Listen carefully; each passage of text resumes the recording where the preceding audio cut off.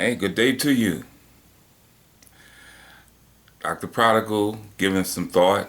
Again, haven't been really as quote unquote active as I have been in the past. And at times I will slow down like this, and there's things that I'm thinking of, I'm meditating on, and I'm just reading and just taking it all in. One of the things that I'm noticing now that we've gotten away from the first mandates: be fruitful, multiply, have dominion, replenish the earth and have dominion. When we get away from the foundational instructions of God, then we open up the door for quite a bit.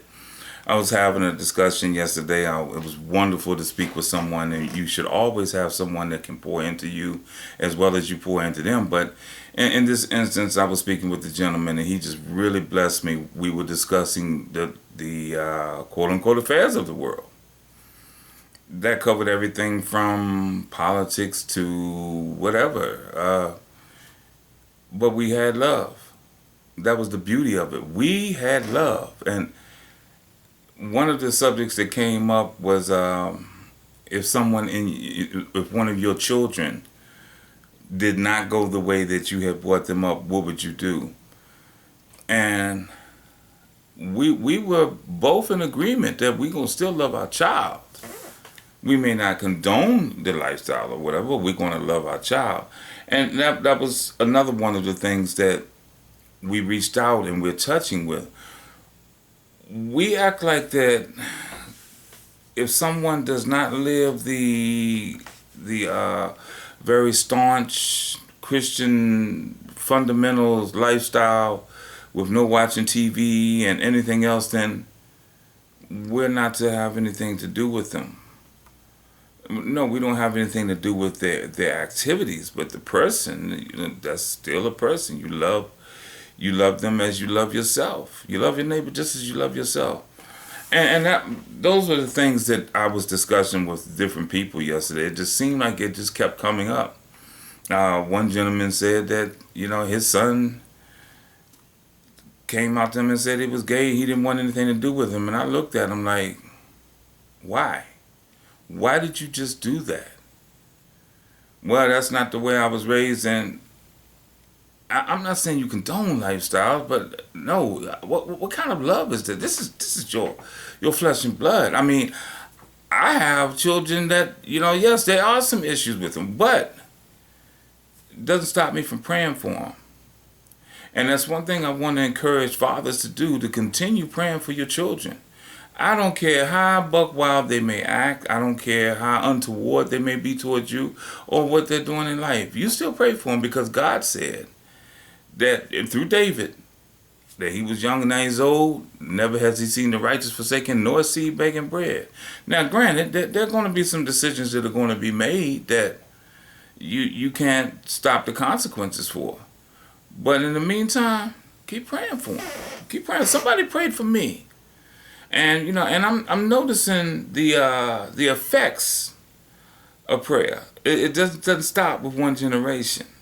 It goes to 2 and 3. So that's one of the things that we have to go back to. Number one, that Jesus wasn't nervous when he was among people.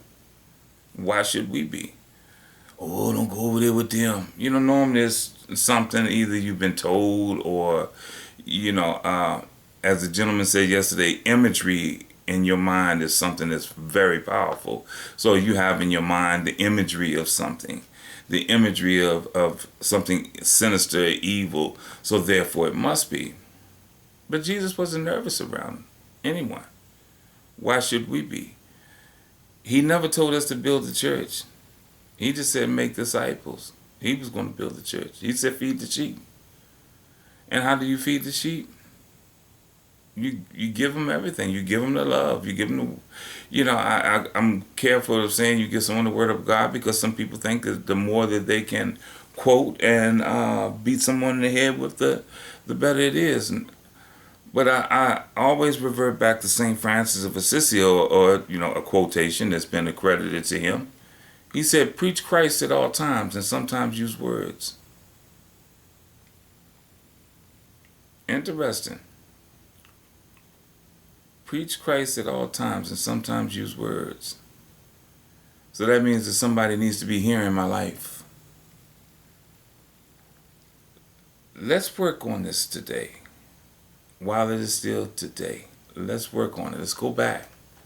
Being fruitful, which means nothing more than being prosperous. We're to multiply. We're to multiply, have children, replenish the earth. We're replenishing the earth. If we can't be fruitful and multiply, we can't replenish the earth. And if we can't replenish the earth, then we can't have dominion. So that's a freebie, just uncovered for the enemy. He doesn't want you to be fruitful or prosper. Therefore, you won't multiply. You won't replenish the earth or to increase our signature in the earth as humans, as creations of God. And therefore, we can't have dominion. So we have to go back to our basics. Let's go back to those. Let's go back. God bless you. Dr. Prodigal, back to basics. Let's go back to basics. God bless you.